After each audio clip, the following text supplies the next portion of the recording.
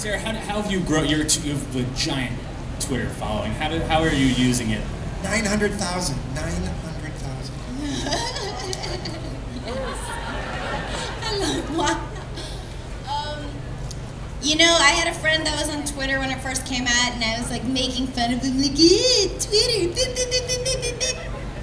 And then it happened because I was listening to Howard Stern, and they were talking about how the show was going to have a Twitter account. And I was sitting in a hotel room bored, so I just went on www.twitter.com so I could see the Howard Stern thing.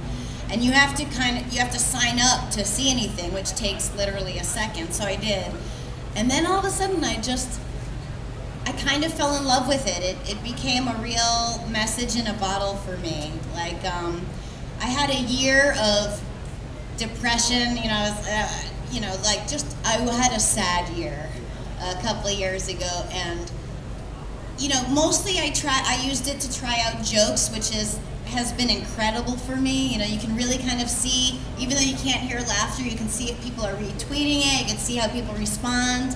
You know, you can kind of refine it and make it better when you perform it.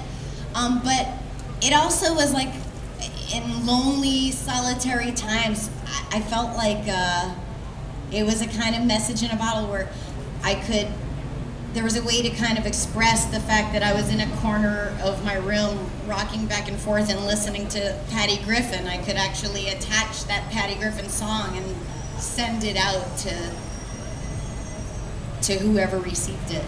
Well, let me ask you, so if you try out a joke and you like it, and it's a great joke, and 900,000 people, but you don't feel like then the joke got used? That's what I was worried about, but I don't, because you can like say that number, 900,000 people, but it's really, people don't always see it, and it's just a kind of like the butt of a joke. It has to be 140 characters, so it's just like, and some jokes can only really live on Twitter. I mean, I'm not really a one-liner person, but sometimes it becomes something more. And you know, it's like, you know, if you're a stand-up and you do a talk show, you know, appearance, and you do some like new jokes, and then you continue on and you make those jokes so much better, and now it's a whole chunk. It's like you don't want to just kiss it goodbye. But I'm not super prolific, you know. I work really slowly, and